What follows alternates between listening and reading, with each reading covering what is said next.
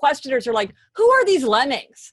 I am so excited for you to be listening to the show right now. Thank you so much for tuning back in. It means the world to me that you come back every single week to listen, learn, and grow. And I love inviting guests onto the show that I really believe are going to expand our minds, give us new insights, and especially people who help us structure the craziness that's going on. Now, today's guest is going to do just that. I've been a long-term fan and follower of her work. Today's guest is Gretchen Rubin, the author of several books, including the New York Times bestsellers, Outer Order, Inner Calm, Better Than Before, The Happiness Project, Happier at Home, and The 4 Tendencies, which we'll be diving into today. She has an enormous readership in print and online, and her books have sold more than 3.5 million copies worldwide in more than 30 languages. She makes frequent TV appearances and is an incredible speaker that I've been following for a long time. She's also a CBS News contributor. Every Monday on CBS This Morning, the final Before We Go segment features her solutions and tips for living a happier, healthier, more productive life. On her weekly podcast, Happier with Gretchen Rubin, which I really recommend you check out, she discusses good habits and happiness with her sister, Elizabeth Kraft. Gretchen started her career in law and now has gone on to become an incredible writer. Today, I'm excited to talk to her about learning, about personality types, tendencies, and see how we can immediately and rapidly improve our life, our communication, and our relationships. Gretchen Rubin, everyone. Gretchen, thank you for doing this. Oh, I'm so happy to be talking to you. I'm a huge fan of your work, and we're interested in so many of the same things. I'm really looking forward to our conversation. Thank you for having me. I know. And I remember when this book came out, I was so excited to read it because I'm so fascinated by personality types, tendencies, how we think, styles, and how we're different. And the fact that I get to sit here with you today and dissect it is a real treat and joy for me. But I wanted to start more on the personal side. I actually wanted to start off by asking you what the last adventure you went on with your 2 daughters, considering it's been such a insular time and obviously such a restrictive time. What's something you've done with your daughters recently? Oh my goodness. Well, I think our adventures have been very homebound adventures, but I decided I wanted to learn how to play poker. I wanted to do something with a beginning, middle, and an end. And so we were like, we're going to learn to play poker. My husband knew how to play, but my 2 daughters and I did not know how to play. So I rallied them, and that was that was an adventure. And I realized like I've been misunderstanding the plots of so many movies and books because I had a complete misconception of how poker worked. And so that's been kind of an adventure that we did under our own roof. Oh, I love that. Tell me what your perception of poker was and how it differed from reality. Oh, well, I thought it was like a long, complex game where there was a lot of trading cards back and forth. One of my daughters said, she said, the thing that I don't like about poker is it doesn't feel like a game. It feels like the prelude to a different game. And I was like, I don't usually like games. I think that's what I like about it. It's kind of, it just sort of unrolls and you deal with what you have and then you move on. So I thought it was I thought it was more like bridge, whatever my conception of bridge is. I also don't know how to play bridge. But I didn't realize sort of what it's sort of an instant gratification game more than some games. Yeah, what's that movie I'm thinking of now that you remind me of? Molly's Game? Oh, there's so many poker movies. Yeah. Molly's Game. And everybody gasps when they see a hand. And I'm like, I have no idea what that means. But now I know. So I'm very excited. Yes. And my family was very patient with me because I was always like, wait, tell me what's a flush again? You know. Yeah, that's awesome. I didn't have the patience to learn how to play that properly, but it was my wife's birthday during quarantine about a week ago, maybe 10 days ago. And we did, I organized my wife's a vegan recipe developer and chef. Mm. And so we did a mini food Olympics. So all these games that were based on foods, guessing foods, eating foods, playing with food. And it was a lot of fun. We did it digitally, but it was a lot of fun. That's a great idea. I love that. That's so whimsical. That's really fun. Yeah, it was Olympics. It was very silly. Yeah, it was very silly. Another thing I wanted to ask you was about this, and I love this line that you say. It really, really has stuck me every time you've said it. You said that I rather fail as a writer than succeed as a lawyer. Mm-hmm. And I think that's such a powerful message. And that one line has so much depth to it. Tell us about that journey of becoming a lawyer to then realize that it wasn't your path. Because I think a lot of our listeners are either at that point on their path or getting to that point on their path. Some of them have already made the switch over. And hearing about your journey, I think, will help a lot of people, because this isn't what you set out to do in the beginning. Right. Well, I went to law school for the same reason a lot of people go to law school, because I was like, it's a great education and I'm good at research and writing. It'll keep my options open and I can always change my mind later. My father's a really happy lawyer. He didn't put any pressure on me, but he was definitely an example of someone who loved being a lawyer. So I went for all the wrong reasons, which I call drift. So drift is the decision you make by not deciding or by doing the kind of path of least resistance. You get married because your friends are getting married. You become a doctor because your parents are doctors and you're good at science, or you take a job because somebody offers you that job. So I just kind of drifted into law. And the fact is, I had a great experience in law. I was editor-in-chief of the Law Review at Yale, where I was. I was a clerk for Supreme Court Justice Sandra Day O'Connor. But while I was clerking for her, I got an idea for a book. And at the time, I didn't even know it was a book. I just was obsessed with an idea. And this happens to me all the time in my life. I'll get really interested in something and do a lot of research and writing. But this was... I was just doing so much research and so much writing. And finally I thought, well, this is the way somebody would prepare to write a book. And then I thought, well, maybe I could write a book about this. And then I went to the bookstore and bought a book that was called something like How to Write and Sell Your Nonfiction Book Proposal. And I just followed the directions. But as you say, it felt very risky, but I did say to myself, I would rather fail as a writer than succeed as a lawyer. And I have to give it a shot. I have to allow myself to either succeed or fail, because if I don't try, I think I'm going to be haunted by this. And so I did.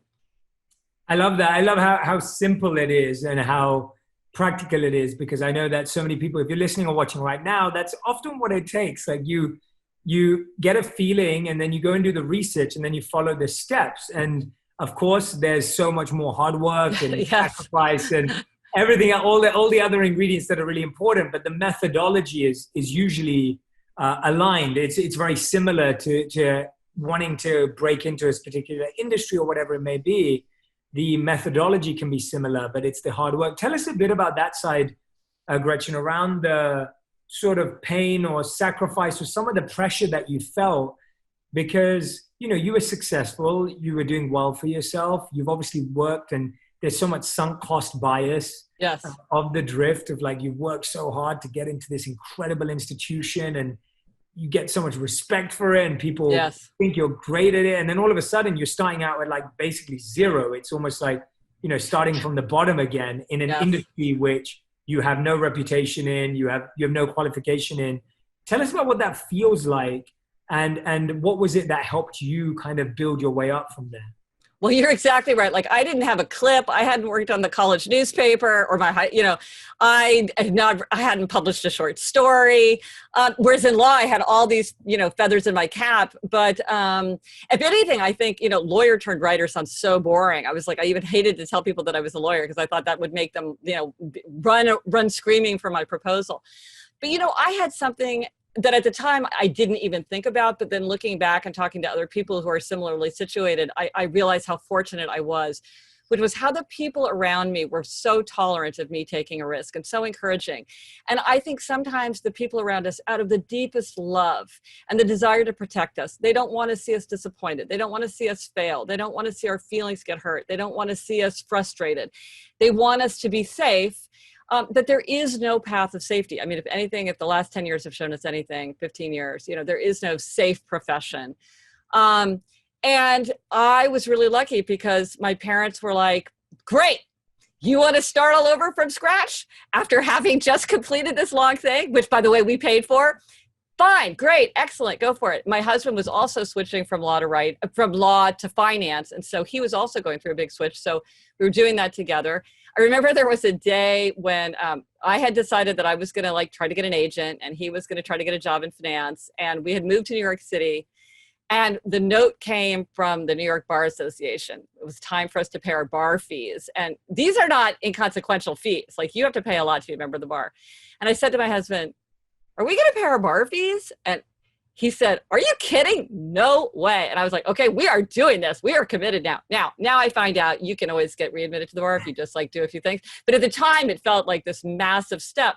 So I was very fortunate that the people around me were really encouraging. And my father said something to me that others, I've repeated it because it was so meaningful to me.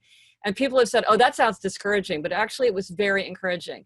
So I said to my father, okay, I have this idea for a book, I'm going to write it. And he said, well, look, darling, you might not hit it out of the park the first time, but you'll get there. And people said, but that's telling him he didn't think you could succeed. I was like, no, it was him telling me, if you don't fail the first time, that doesn't mean you're a failure. You don't have to succeed right away in order for this to have been the right decision. And that was very comforting to me, because I was like, this could take time, and here my father's reminding me, sometimes things take time, but that doesn't mean that they're the wrong thing to do. Yeah, it's incredible, isn't it? You've just kind of hit a point for me while I'm listening to you, that it's amazing how old were you when you became a qualified lawyer? Like 25, is it? Is it like when I took the bar, I was probably like 26, 27. Right. Okay. So you took the bar at 26, 27. And if you think about it, you've been in education or in the educational system since like 3 or 4 years old. Yeah. Yes. Which means to become a lawyer, and which is an incredible profession, it took 23 to 24 years. And I think we almost forget that it took X amount. So I went to Cass Business School, where I studied management science with a focus on behavior science. And I graduated at 21, 22. I was the eldest in my year. And it's like, people forget that means I've spent 18 years to get this qualification, which means getting to something I didn't want took 18 to 24 years. Yeah. But it's funny that we expect all of a sudden that when we do something we're passionate about, that it has to happen on the first time. And we forget that we spent 18 to 24 years trying to get good at something we didn't even love. Yet we expect ourselves to be perfect at something the day we try it, and not realizing that it may take sometimes another 10, 20, even 30 years in some cases. Yeah, and I think sometimes that's the way that people deal with the fear of it, is by saying, well, if it's not an immediate success, then I know that I should give up. Mm-hmm. Because to struggle, to flail around, to make mistakes, to learn things the hard way, is tough. And it can be no fun. And so sometimes it feels good to be like, well, I tried it. And so now I learned my lesson, instead of sort of staying in it and kind of allowing yourself to feel that frustration. It's funny because sometimes when people talk about a happy life, they talk about it as if a happy life would be a life when you feel 10 on the 1 to 10 scale, 24/7. And that's not realistic, and it's not even a good life. There's many reasons why we feel sad, or we feel angry, or we feel resentful, or we feel outraged, or we feel, insecure, or we feel scared. And these are all really important emotions. We can learn a lot from them, and they can direct our behavior in really, really positive ways. But it's not always so fun to feel those emotions. Envy is a really powerful, helpful emotion, but it is no fun to feel it. But we can learn a lot from these negative emotions. Yeah, it's funny how we've created a viewpoint in our minds that we're almost broken if we have those emotions. Yeah, no, and they're extraordinarily important and useful. Yeah, and we feel like we have to fix ourselves instead of feel that emotion. And fixing can kind of lead to so much more pain, because every time we fix something, there's another thing, and then there's another thing, and it can be a never-ending cycle. Tell us about how you discovered the 4 tendencies. And when it first was, where you were like, oh, this is a really big idea that's going to help people. Well, I was sitting right where I'm sitting right now. I remember it. I mean, it hit me like a lightning bolt, because it was something I had been struggling with for months and months, maybe years. And there were all these, I had been writing a book called Better Than Before that was all about habit change, how we make or break our habits. And I'd been noticing patterns in what people said and how they behaved and certain challenges that they faced that I couldn't make sense of, but somehow I intuited that they were somehow connected, but I couldn't understand the pattern. It was just, my brain was melting trying to figure this out. And one of the most significant examples was when a friend said to me, I would be happy. I know I would be happier if I exercised. And when I was in high school, I was on the track team, and I never missed track practice. So why can't I go running on my own now? And I thought, I've heard so many people say something like that. What's going on? And you can think of 100 different reasons maybe that could explain that. But what's really going on? And then there were I would always say to people, how do you feel about New Year's resolutions? Because that's sort of a good habits-related question to get people talking. And certain people would give me exactly the same answer. They say, I would keep a habit or start a resolution whenever it made sense to me. I would not wait for January 1st, because January 1st is an arbitrary date. And they always said arbitrary. And I was like, that's interesting because the arbitrariness never really bothered me. Then I was at a party and I was talking to a woman and who I now know what tendency she is, but I was telling her I was writing a book about habits. She literally took a step back from me because she was so repelled by the idea of writing a book. She was like, why would you write about such a terrible subject? I was like, I love the idea of habits. To me, they're energizing and freeing. I love the subject of habits. And so one day I was sitting there and I was just thinking, and these were just running through my mind, and I was trying to understand how were they connected? And I realized that the idea was expectations. How do people respond to expectations? And when I got to the word expectations, I quickly realized that there are two kinds of expectations. Outer expectations like meeting a deadline or meeting a request from a friend. And then there are inner expectations like my own desire to become a writer and write a book proposal, my own desire to keep a New Year's resolution.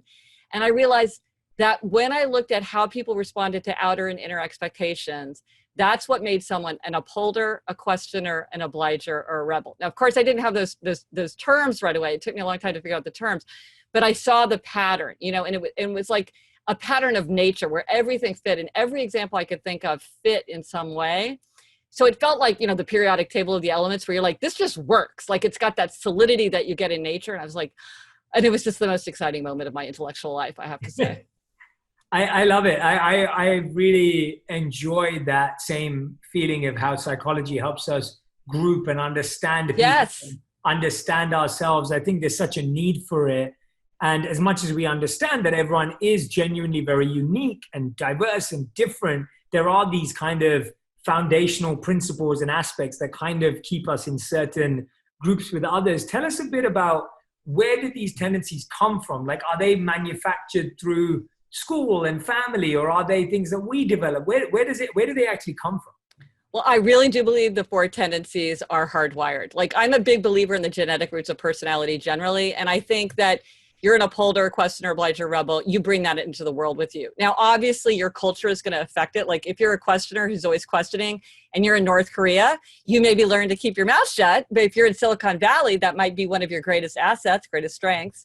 And I think, with time and experience, we all learn how to manage our tendencies so that we at least we would hope, that we would be able to gain from the strength of it and offset the weaknesses and the limitations of it because we'd sort of learn about ourselves and how to manage ourselves. So, but I do think it is something that you're born with. You're not one at 20 and one at 40. You're not one at work and one at home. These are consistent aspects of your nature. Yeah, absolutely. And do you find that sometimes that I agree with you too. So I believe personality types are hardwired too, and the way we behave. Do you find though that sometimes almost that because one type of personality is demanding to us from work, that often you find people jostling between two in terms of pretending and acting as opposed to being? I think actually it's really hard to be inconsistent with your tendency. That it's in that will either you'll steer yourself to a place where your tendency works for you, or it's going to be a major source of conflict.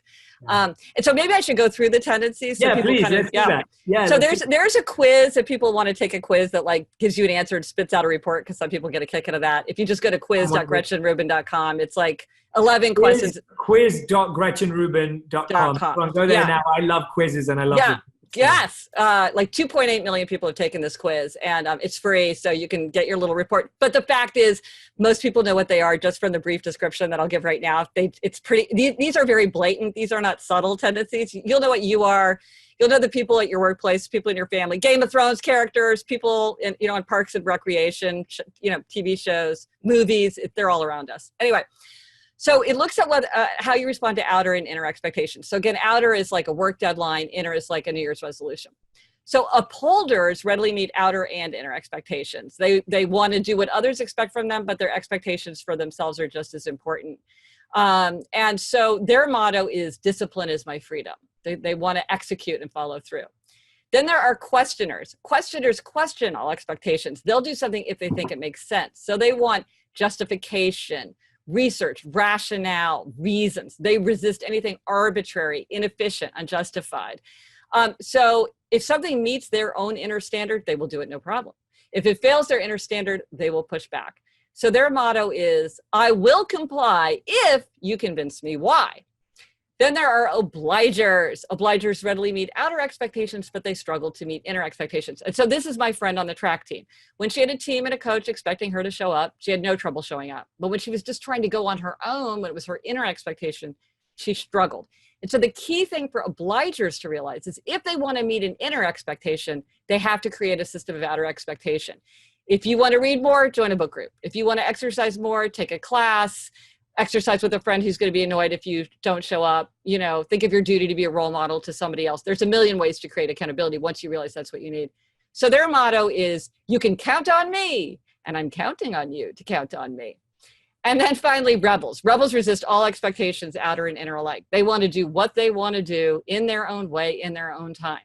They can do anything they want to do, anything they choose to do. But if you ask or tell them to do something, they're very likely to resist. And typically they don't tell themselves what to do. Like they won't sign up for a 10 a.m. spin class on Saturday because they think, I don't know what I want to do on Saturday. And just the idea that it's on my calendar is going to annoy me. So their motto is, you can't make me, and neither can I. And obliger is the biggest tendency for both men and women. You either are an obliger, you have many obligers in your life, and rebel is the smallest tendency. It's conspicuous, but it's a small tendency. Okay, good to know. Great foundation setting for all of those areas. Everyone, upholders, questioners, obligers, or rebels. And Gretchen told you the quiz as well. quiz.gretchenrubin.com is where you can take that quiz. So let's dive into all of them a bit more, because I want people to understand how they connect. One of the big ones for me is what I find is how we think everyone. We have two we have the mirror belief where we think everyone thinks like us. Oh, 100%. Right? Yes. And then sometimes we run into the other extreme where it's like, well, no one thinks like me and I think differently to everyone. 100%. I completely agree with you. Right. You're either in one or the other. Either everyone is like me or no one is like me. Yes. Yeah. Whereas with this framework, we start to understand that there are some people that think like me and there are some people that don't.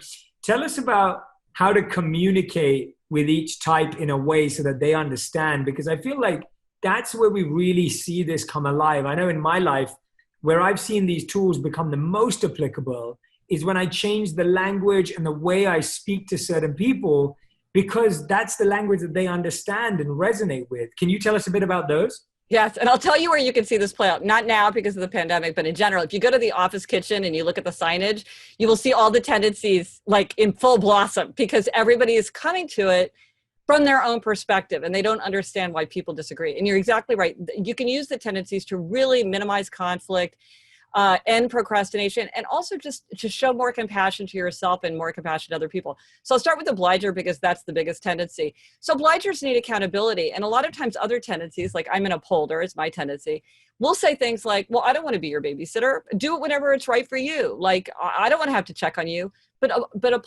obligers do much better work when they do have accountability and when they do have deadlines and deliverables and check-ins. On the other hand, rebels don't like that. They don't like somebody looking over their shoulder. They don't like somebody checking in. They want to do what they want to do in their own way. And if they feel like you're telling them what to do, even if you're praising them for what you're doing, they may start to resist. And so the kind of behavior that might be very effective and even necessary with an obliger could be counterproductive with a rebel. Like I know a rebel who was working as a consultant, and he had a boss who said, this is a really hard problem. I don't know what to do. You've got the chops to deal with this. Go away, figure it out in a month. If you run into roadblocks, let me know. Otherwise, come back to me with a solution. And he's like, that's how I do my best work. But to an obliger, they'd be like, what is happening? Like, I have no, like I need a little more structure. So obliger said to me, when I try to apply for a new job, I say, I work best with a tough boss. Are you a tough, demanding boss? Because that's how I give my best work. Questioners need reasons. When I talk to healthcare professionals, they know this kind of person very well, where they're like, you're telling me to walk a mile before breakfast every day. Why a mile? Why before breakfast? Why am I walking, not running? What if I take a bike? What if it's in the evening? I don't understand. And it's like they will get on board, but they have to have their questions answered. And if you say, because we've always done it this way, or because I'm the doctor and I say so, or because you said you would, or that's the law, they're like, I don't understand. Like, this doesn't make any sense. And therefore, it's illegitimate. So with questioners, you have to take the time to take them through. And so let's say you're in a work situation. You want to think about, well, how can I give everybody what they need, but not burden everybody with what they need? So like, let's say you were going to implement a new software program. You might say to a group, oh, we're switching to a different software program. I'm going to give you a 20-minute presentation about why we're doing this. And then if you feel like you've heard enough, please feel free to return to your desk. If you would like to stay here and ask me further questions about why we feel like this is the right decision, I'm happy to stay here until you really understand why we think this is the right course for our company. The questioners get their questions answered because, by the way, they often will just silently not go along with what people tell them to do. And that can cause a lot of conflict and a lot of inefficiency. They need to have their questions answered. But, maybe the obliger's like, whatever, that's not my problem. Like, just tell me what you want me to do. And I got other stuff on my to-do list. So when you know the tendencies, you can think cleverly about how to give people what they need and not burden them with a lot of stuff they don't need. Yeah, those are such great insights, whether it's workplace, whether it's family, it's just, we often wonder why people aren't, motivated. Yes. In the same way we are. And yes. Like, how do you not get this? Like, yes. And no, that's exactly what happens with the tendencies. Everybody does what would work with their tendencies. So questioners deluge people with research and articles and data and get very tiresome. People are like, too many questions, too much information. Obligers see, everybody's like, you keep saying this is important to you. I don't understand why you're not doing it. Like, you keep saying you want to exercise. Why can't you keep your promise to yourself? Rebels, people are like, why don't you ever do what I want you to do? And then upholders, well, they get rigid. They're like, oh, I'm sorry, I have to go to bed at 10 p.m. every night. And I don't care if it's your anniversary party. I got to go home because I'm going running at 8 a.m. You know what I mean? So when you understand that other people have a different perspective, a lot of times it makes you might think, well, it's kind of annoying the way you are, but I'm not going to take it personally. And I'm not going to feel like you're a jerk. I just understand how you're bringing a different perspective to it. Yeah, for sure. Are there any, then, in your perspective, what are the recommended occupations or jobs behind certain? Because I feel like often people may reflect and be like, oh, wait a minute, I don't get to be this in my job or role, or I'm not really playing this role. Tell us a bit about, what are there recommended jobs? Does it mean you can't be a job? How do you almost create a pathway to success knowing your tendency? Well, there's so many qualities that make somebody good at a particular profession. I think that just about any tendency could do just about any profession well. Like, I could imagine being a lawyer as an upholder, as a questioner, as an obliger, a rebel. I think they would all do that really well. But I also think that you're right that certain professions tend to value certain aspects of nature more highly, and so people tend to do well. Like, I would say that question asking professions, maybe scientists, journalists, might be particularly appealing to questioners because it just scratches that itch that they have. It kind of gives them permission. Rebels, interestingly, often are entrepreneurs because they want to do things their own way. They don't want to take advice or direction from anybody else. They also often thrive in sales because with sales, a lot of times it's like, listen, whatever you got to do to make that sale, like, okay, fine. And so they have that freedom. They often do better in positions where every day is different. Like, I talked to somebody who was a restaurant manager. So he was like, I'm on the road all the time. Every day is different. I'm always with different people. Nobody really knows where I am. They're not keeping track of me. There was a lot of freedom and choice, and that's really important to a rebel. However, some rebels are very attracted to areas of high regulation, like the clergy, the military, the police, because they like to have something to resist. They need the energy of kind of pushing back. Upholders tend to thrive in places where it's pretty clear what does success look like? What are the rules? They tend not to like things where there's a lot of emphasis on flexibility and like sudden shifts. Like, I'm working for a visionary leader who every day has a different plan. It's like, as an upholder, I don't like working that way. Or where it's ambiguous, what the rules are or what success looks like. They tend to want to make a plan and execute it. And questioners do not like to be in a place where things are not justified. Again, like a visionary leader where you're supposed to just like do what that person wants without justification can be very annoying. And obligers really need that outer accountability. Now, what's good is that usually the workplace is kind of an easy place to get accountability because you automatically have deadlines and deliverables and a boss and a team and clients and students and all that. So often obligers will do very well at work, and then they don't understand why they can't do equally well at home. They don't understand, well, at work, I have all this accountability, this architecture that's keeping me going. If I would create the same architecture for myself in my private life, I would also succeed with my private aims, but I don't understand that I need to figure out how to create that kind of accountability at home as well as in the office. And so for many obligers, that's like a huge light bulb to understand, why can I keep my promises to other people, but I can't keep my promises to myself? It's like, that's just a thing that obligers experience. Like, there's no shame in that. There's no weakness in that. You just fix it and then you're done. It's very simple. And it's not easy, but it's straightforward. Right. Yeah. Let's talk about that actually. How do you improve the natural weaknesses that come up in each? And which weaknesses do you focus on? Because often, let's start there and then I'll follow up. I don't want to get asked like 3 questions in one. Let's start there. No, and I think you're exactly right. This is the question, because this is where we have the opportunity to grow, is like to see the weakness. So like my tendency is upholder. And so I would say the weaknesses that you often see with upholders is rigidity. Like, we get it in our mind that something's supposed to happen a certain way, and it's very hard to get off of that. You know, it's like, I remember I got invited to a wedding and they're like, the bus is leaving for the church at 5. And then the bride's mother was like, no, it's actually leaving at 4:30. And I was like, well, see, that's not possible because I have a card. And it's like, what? That kind of rigidity. And upholders can be kind of judgmental and cold, because I'm like, hey, Jay, we both have our reports due on Friday and you want me to proofread your report, but like, I got to proofread my own report. I don't have time to help you. To an upholder, that seems right because I'm meeting my inner expectation. But to other people, it can seem cold. Like, you need to like make an effort to extend yourself. And upholders can be judgmental because certain things come more easily to them than they do to other people. Questioners need to learn how to ask questions in a constructive way. They can seem disrespectful or like not team players. If I'm a thin-skinned boss and you're asking me question after question, I start to think, you don't trust my judgment. You're questioning my authority. You're not a team player. I don't want to work for you. So questioners need to learn how to ask questions in a way that don't make other people feel like they're on the stand, or that they're being grilled, or that there's cheekiness. A lot of times questioner children get in trouble because they're like, well, why should I do this dumb book report? It's like, they really are saying, why should I do a dumb book report? So they need to do that. And also questioners can sometimes have analysis paralysis. This is when their desire for perfect information makes it hard to move forward or to make a decision. Because sometimes in this world, we can't wait for perfect information, right? What kind of email platform should I use? I can research that for the next year. At a certain point, they have to say it's more efficient to decide and learn and experiment than to keep researching. For obligers, their weakness is this.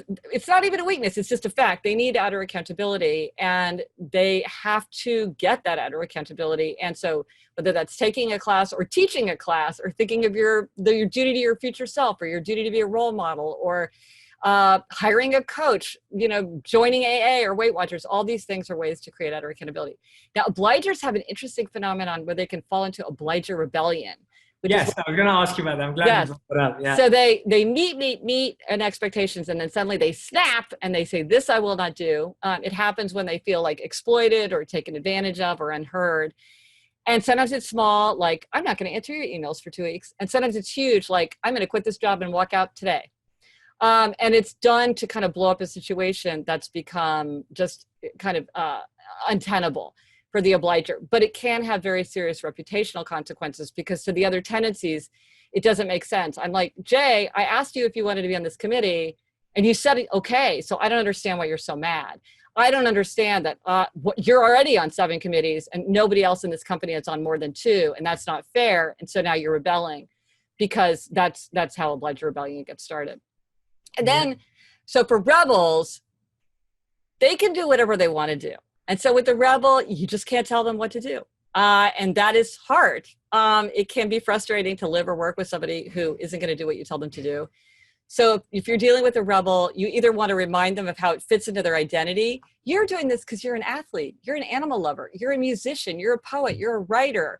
This is who you are. Or you give them information consequences choice. Look, if you do your physical therapy, this happens. If you don't do your physical therapy, that happens. Up to you. That's what tends to work best with rebels, because they want to, and then sometimes also they will work with a challenge. Like, I know a guy who quit smoking because his 18-year-old son, no guy like you could never quit smoking. He's like, watch me. So he quit smoking.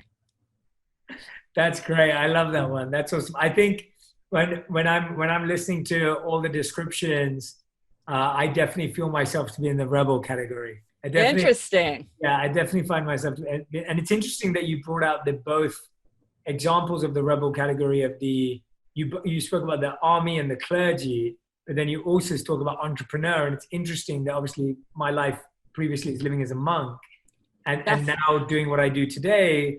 I like how you're able to, I think we look at tendencies as so singular. Yes. Like when you hear the word rebel, you wouldn't necessarily think of monk, but I often talk about how monk life was like the ultimate rebellion. Yes. Because it was literally saying, well, this version of the world doesn't work. Like this path doesn't work. I'm going to go find a completely extreme and different and a path to find. And I'll tell you, if you want to do some rebel monk reading, Thomas Merton, who was a very famous Carthusian monk who lived several decades ago, read his journals, because it is like diary of a rebel as a monk. And it is really fascinating. And exactly that thing, like, I'm going to do the extreme, unexpected thing, the thing people think I can't do. And I'm kind of going all the way. And it's very fascinating how those, another thing, and maybe this will resonate with other parts of your career. I was talking to a guy who's a rebel who worked for, I won't say the name of the company, but let's just say it's like a very big, famous tech company that's well known for being very controlling. And I said, how does a rebel like you work for a place like this? He's like, they're working for me. I'm going to start my own company. They're training me. I'm getting paid to learn how to do all this stuff. And then I'm going to go off and I'm going to start my own company.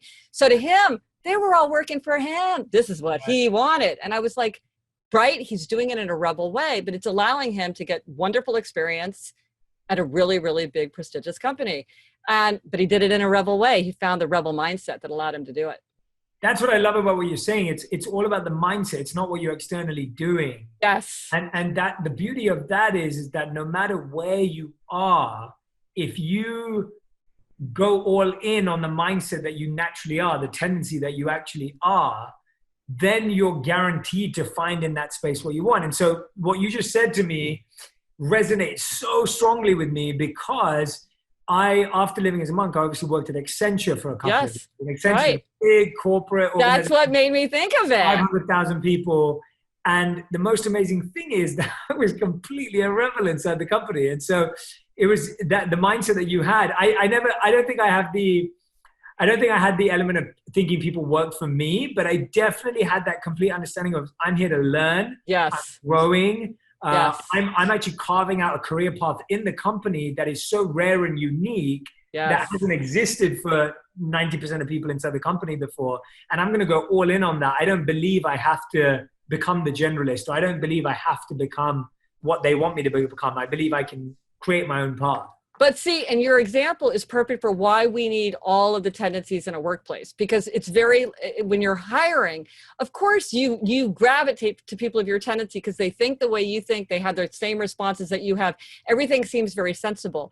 But think of how your company would have lost out if they hadn't had your rebel entrepreneurial spirit and the way that you were able to see and be attracted to an opportunity that nobody else saw or wanted to pursue, right? Maybe for whatever reason, they're like, oh, why would I take that risk? Why would I do that? Nobody's done that before. Whereas for you, that's like catnip.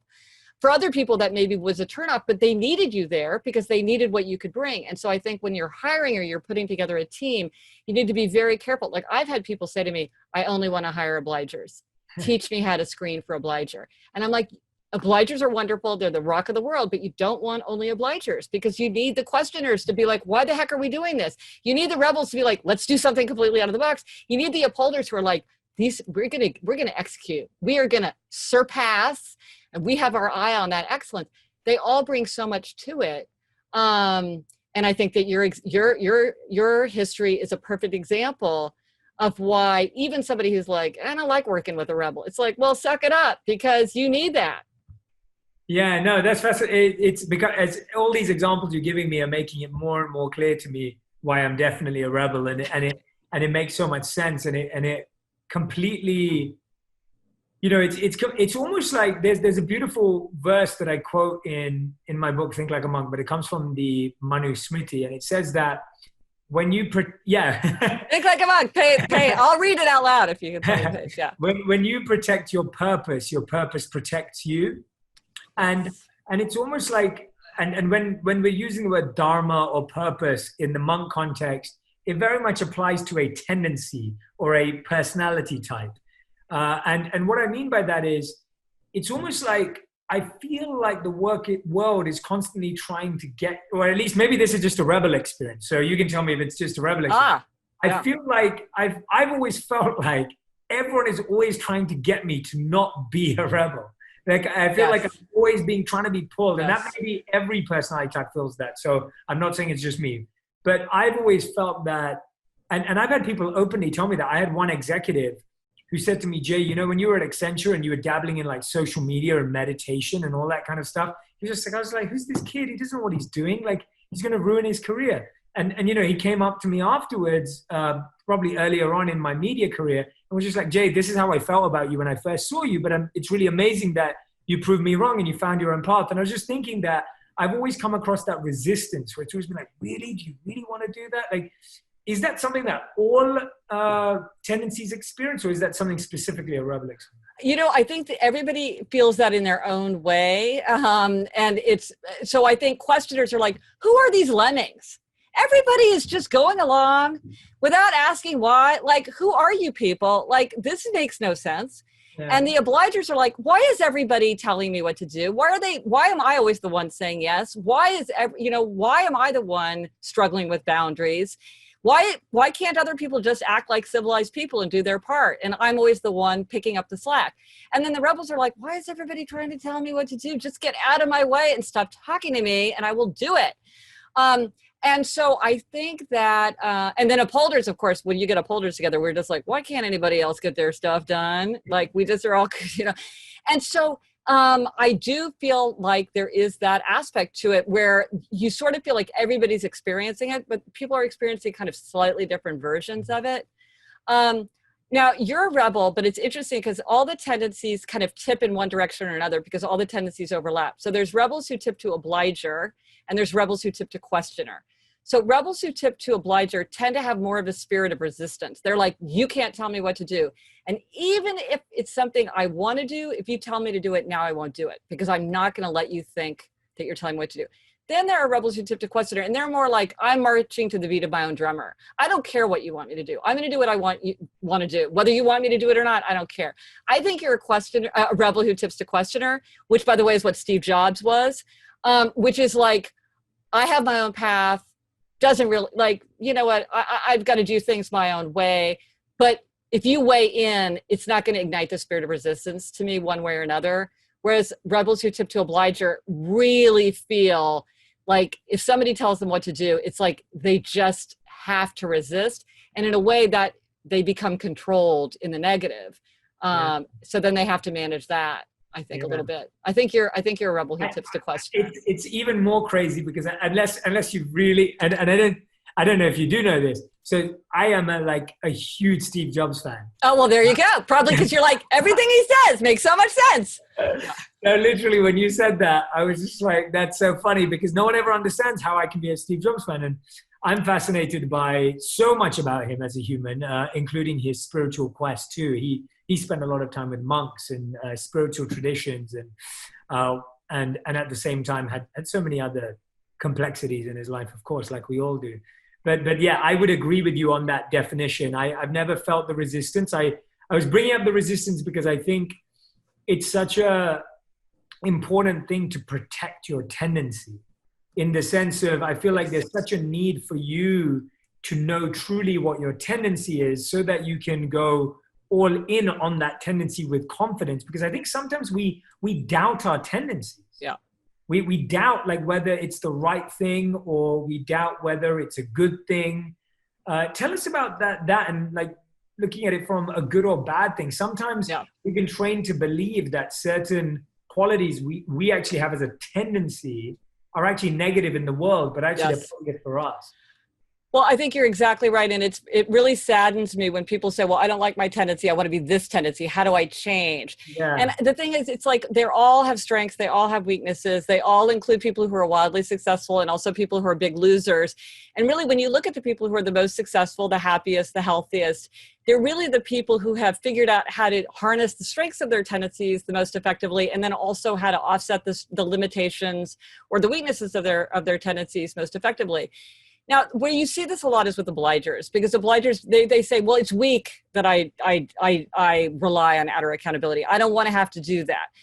Why is it weak? It's a huge percentage of people need outer accountability. Just put it in there, and then you can achieve your aim. I don't think that you need to transcend it or transform it. It's just embrace it. And like you say, go with it. And then, because you're going with the kind of the natural course of your stream, you're going to just, your little boat is going to float much faster.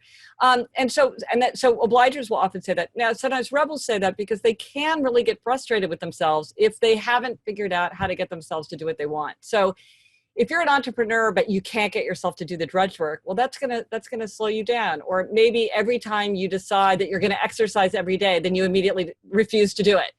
I know somebody who was like, I decided I was going to give up carbohydrates, and I went out the next day and bought a big loaf of sourdough bread because no one tells me what to do, including me. So part of it is figuring out, okay, well, how do I do it? And I've heard from so many rebels who are like, everybody told me that there was something wrong with me, that I wasn't a real grown-up. I couldn't get things done in the normal way. And now that I know who I am, I can embrace it and take pride in it and see the power of it, enormously powerful tendency. And I can set things up in a way that will allow me to succeed in my own way. And here's the thing about rebels, is a lot of times people make it worse. I mean, if you're the parent of a rebel or the spouse of a rebel or the boss of a rebel, you think, oh, I'll make a list. I'll make a star chart. I'll give helpful hints and reminders. No, every time you do that, you ignite the spirit of resistance. If you would just shut up and stay away, then the rebel would be like, oh, I do need to apply for a job, or I do need to make my bed, or I do want to get an A on the chem exam, and they will do it. But people trying to be helpful often do exactly the wrong thing. And then that creates the spiral of, why can't I do the things that others tell me to do, I want to do, and maybe that I want to do for myself, and yet there's something that keeps tripping me up in my own head. Once you understand the pattern, it's very easy to say, oh, you can't use a to-do list? A lot of rebels don't like to use to-do lists. This is a very common pattern. So what do? Here's these other things that rebels do to kind of get to the place that other people use a to-do list for. Or obligers. It's like people say, I don't understand it. I do really well on Weight Watchers. And then I say to myself, why would I pay to go? I know the whole routine. I don't need to do that. I don't need the time and the money. And then I gain all the weight back. And it's like, oh, because I need the accountability. So maybe there's many ways to create that accountability. Once I realize that that's the key thing for me. So now I have a lot more freedom to get where I want to go because I understand what I need. And there isn't a magic one-size-fits-all solution. Like you say, we're all different and we need to take a different path, but we can all achieve our aim, even if we go different ways there. Yeah, that's a great answer. This is revelatory. I feel like I'm getting a personal 4 tendencies masterclass. Oh, good. Yes. And I'm learning so much more about myself. And that's how I've always felt, that I've become more confident about my tendency as life has gone on, the more I've exercised it. And I feel like often, even if we are a tendency, we may not be exercising enough, consciously enough, where we develop a confidence around it. No, I think you're exactly right. And I think probably it's because you figured out how to succeed. And so you have faith in yourself because you're like, I've figured things out in the past. I'll probably figure this out. I know what's worked for me in the past, so I can figure out like how to sort of replicate that. I think what happens for some people is they've tried and they've gotten discouraged. Or they see other people around them using a certain method or a certain process or a certain curriculum and having great success. And then they think, well, if my brother-in-law can do it, if my boss can do it, what's wrong with me? Instead of saying, well, that's something that works for my brother-in-law, but maybe I'll try it. It might be useful to think about. If it worked for him, maybe it'll work for me. I love a data point of 1.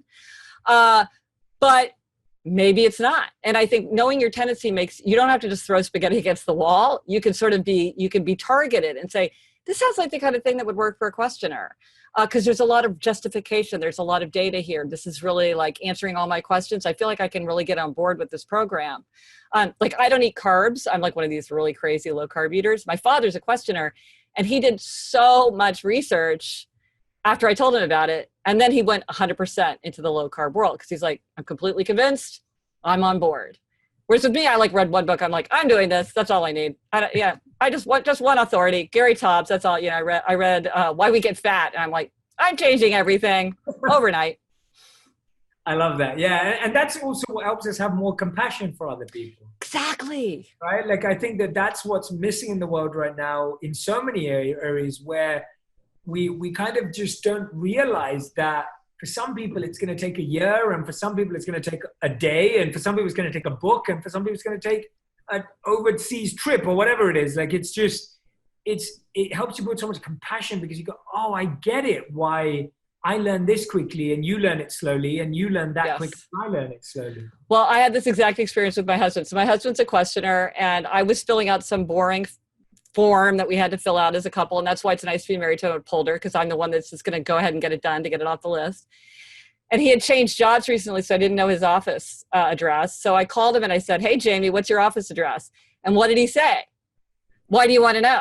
And I would have said years ago, before I came up with this, I would have been like, why can't you just answer a simple question? Why does everything have to be long drawn out? I'm the one doing all this work. You're just slowing things down. Are you jerking my chain? Why are you so annoying? And now I'm like, he doesn't do anything unless he understands why. Yeah. That it's like, he's like that with me. He's like that with everybody. I might be annoyed by it, but I don't have to be hurt by it. It's no reflection on our relationship. And I know, what should I have said? I should have said, hey, Jamie, I'm filling out that boring bureaucratic form. What's your work address? And he would have told me no problem. He just needs to know why. And so again, it's like, I don't take it personally anymore, because I know that's just where he's coming from. And a lot of times I benefit from it. It's great for me in many ways to have a questioner in my life. I'll say to him, I feel like I have to do this. Do I have to do this? And he'd be like, why would you do that? I'm like, you're right. I'm not going to do that. You know, it's very freeing for me to consult with him. Yeah, I love what you just said there. You said, I'm allowed to be annoyed, but I'm never hurt by it. Yeah. And I think that that's true.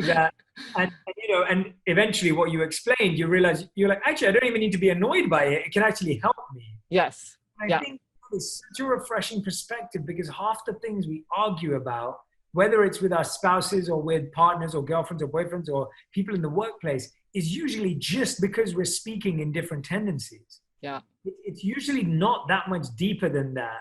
And the problem is that we take it to be hurt and emotional disconnect and emotional distance. Tell me about, is there a recommended partner or friendship type? Like, should you marry someone, or should you, obviously you've taught us how we can adapt, but is there a recommended friend type or business partner or marriage?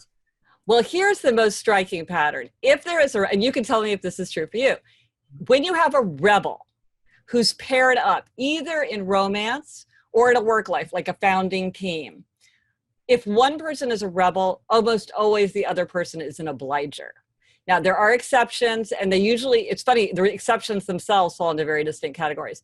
But almost always, if there's a rebel, they're paired up with an obliger, because questioners and upholders tend not to work well with rebels, but obligers do work well with rebels. And actually, obligers they're the kind of type O appropriately. They are the ones that team up the most easily with all other three tendencies, which is good. They're the biggest tendency, and they do the best with the other three. Upholders tend to do very well with questioners.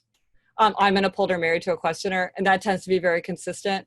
Again, they can work with obligers, they can work with rebels. But rebels and upholders are kind of the two opposite. They're the most extreme personality types.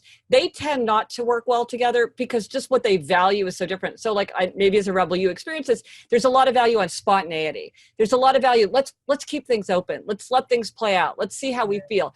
As an upholder, I put no value on spontaneity. I want to have a plan for everything. I just like to live that way. Well, that's hard for us to work together because I'm trying to plan out 6 months and you're trying to keep our days open. Or you might like have a vision and be like, let's rethink the priorities of this company. And I'm like, but I've have such an extensive execution plan. It's distressing to me to like throw it all away. Whereas you find that like very liberating and freeing and creative. I find it creative to dig deep and execute over the long term. So it's not that they can't, but it's often that they like to work in such different ways that they end up just not enjoying working with each other as much. In a big team, you could have it, but if it's just like a pair, it can be hard. Yeah, that's really good to know, I think, for people, because obviously me and Gretchen are not sitting here saying don't marry someone who's not right. No, and there are many exceptions. Obviously, or break up with someone if yes. they're not the right. We're not saying that at all, but you've got to know what you're working with, whether you're dating or already married, you've got to know what to adapt to. The great example that you gave, Gretchen, about you and your husband having a conversation, it can be so beneficial actually. And if we don't just look at that difference as emotional, and I think sometimes we take it too personally, too emotionally, we don't realize that it's a tendency. Well, like I collaborate with a lot of rebels, and believe me, whenever I write an email, it's like, if this works for you, if this sounds fun, whenever it's convenient for you, something that you could do if you thought it would help you is this.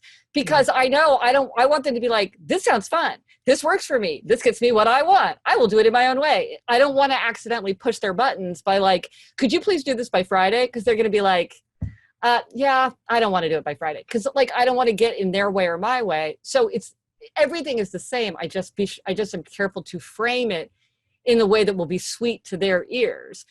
It's totally easy to do once I know that that's the way to communicate more effectively. And that's true of everybody in our lives. How does it work in terms of conflict in relationships? So if there's a conflict in a relationship, do some of these tendencies, do we tend to close off or open up? Is it different? How does it work for the different tendencies? Well, one point of conflict that comes up sometimes with obligers is the other tendencies will say, why do you keep talking about this and you don't follow through? And they get very kind of exasperated. You keep saying you want to exercise. You say you want to switch careers. You say you want to write a novel in your free time. Do it, don't do it. I don't care.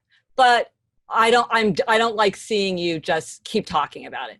And so they get frustrated and they don't understand. Now, often sweethearts don't make good accountability partners. And it's also very burdensome to be an accountability partner. That's why many people hire coaches and, people like you hire somebody to do it. So they're trained at it and they're really good at it. But if you understand that's what's necessary, a lot of times, again, that emotion drains out of it and you're like, well, let's get you what you need instead of like, why am I'm getting frustrated with you or feeling like, you're somehow like not keeping your promises to yourself. With questioners, the conflict often comes from them feeling like people are asking them to do things that are arbitrary. So here's an example. Like somebody's like, if I said to my husband, like we don't have a suburban house, but like a friend of mine was just saying, she said to her husband, let's clean out the basement this weekend. And he's like, we never use the basement. Why would we clean it out? It's like, that just doesn't make any sense to him. But if she said something like, and then she gets irritated because he'll never do it, blah, blah, blah, blah, blah.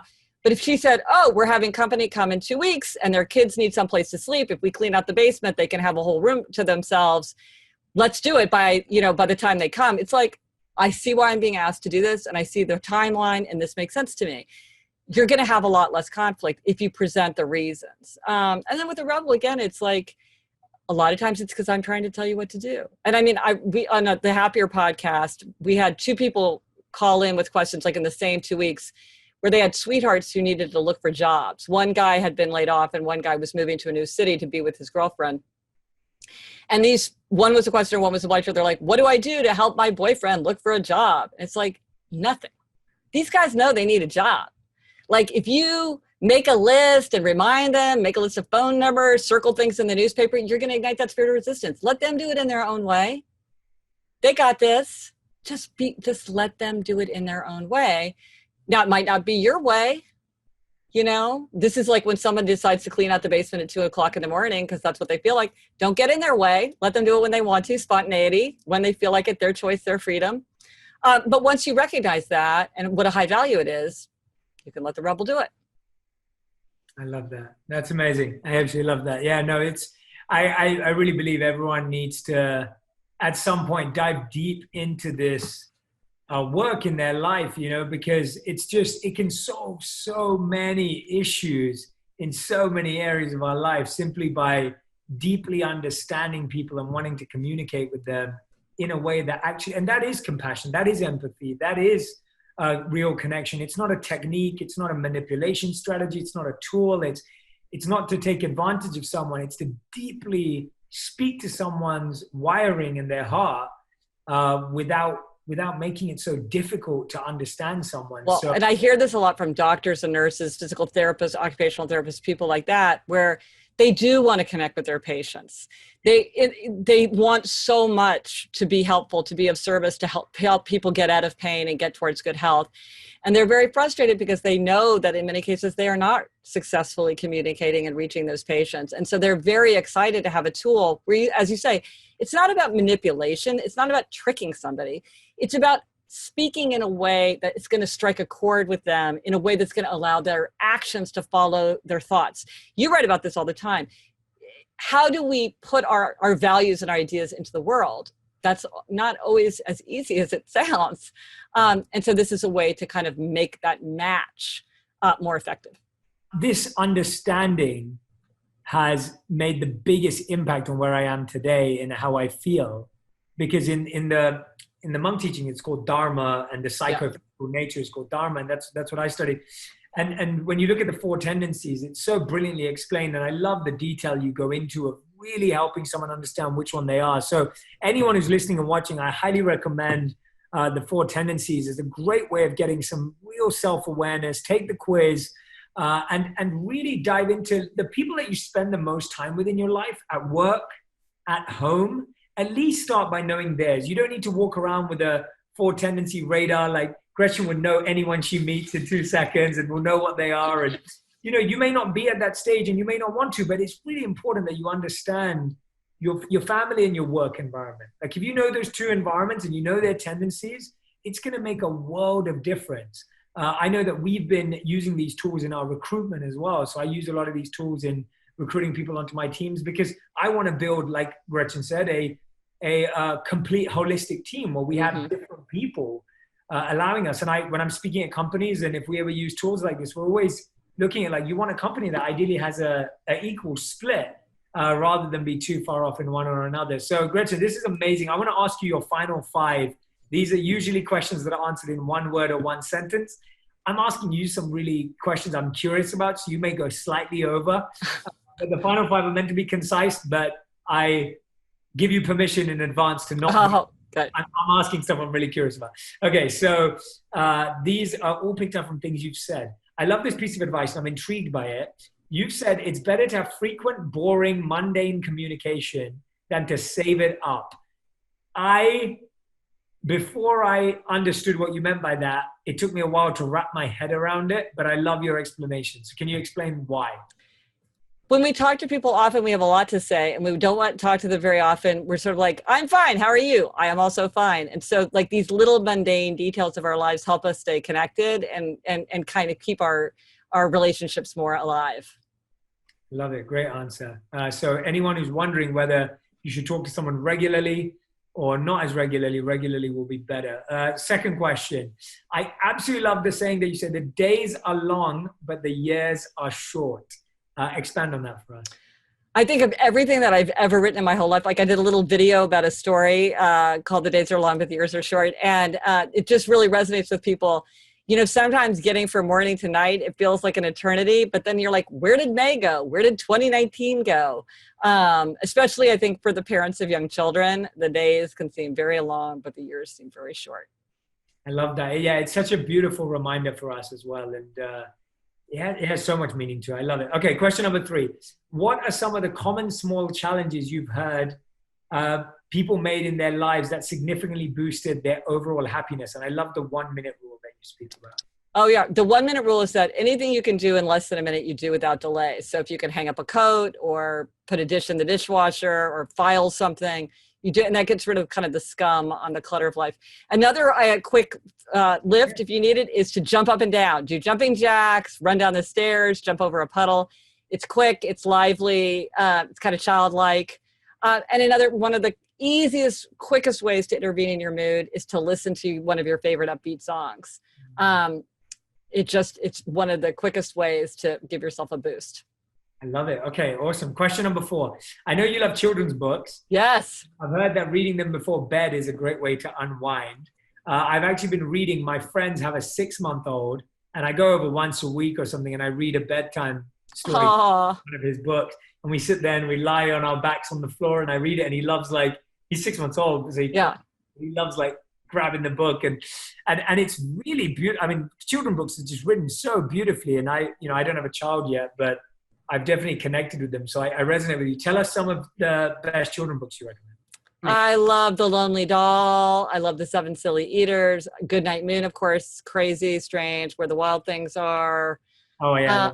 Yeah, Mr. Rabbit and the Gift. A lot already. Yeah. Those are picture books. And then for chapter books, if you haven't read children's literature lately, you are missing out because there are so many great books. You should read His Dark Materials, the trilogy, and subsequent books by Philip Pullman, Kristen Kashore's Graceling trilogy. The Hunger Games is amazing by Suzanne Collins. I can't even, my mind is staggering because I love children's literature so much. There's so much great stuff right now. Oh, Jason Reynolds is a fantastic writer who's writing today, won every kind of award. Jacqueline Woodson. Anyway, there's so many great writers. Amazing. I love it. And fifth and final question. I've heard you say people know they don't want what they have, but they don't know what they want. Have you heard it? Do you remember saying this? Yes. And I mean, it's hard. I mean, I think you raised this at the beginning of the conversation, which is sometimes we don't know ourselves. We think we know ourselves, but we know what other people expect from us, or we know what we wish we expected from ourselves. And so sometimes you know what you don't want, but you don't know what you do want. And back to my career transition, I feel really lucky because I wanted to write a book so desperately. It was like the Death Star pulling me in its tractor beam. It was very clear to me what I wanted. Whereas a lot of times when people are making a career shift, they know what they don't want, but they haven't figured out what they do want. And that's when you have to read What Color Is Your Parachute and do all that soul searching. And that's painful and hard because people know what they don't want, but they don't know what they do want. Absolutely. Thank you, Gretchen. And that's your final five. Thank you for being on Purpose. Everyone who's been listening, go and grab a copy of The 4 Tendencies if you enjoyed this conversation. Keep listening to On Purpose and make sure you tag me and Gretchen on Instagram with your biggest insights. Anything that she shared or said that really resonated or connected with you, please do tag us. I love seeing what are the messages that you're really getting from these podcasts, and I'm sure she'll be happy to see them as well. And keep coming back to On Purpose. Thank you so much. Gretchen, thank you for coming. This was great. Thank you. It's so fun to talk to you. I so appreciate it.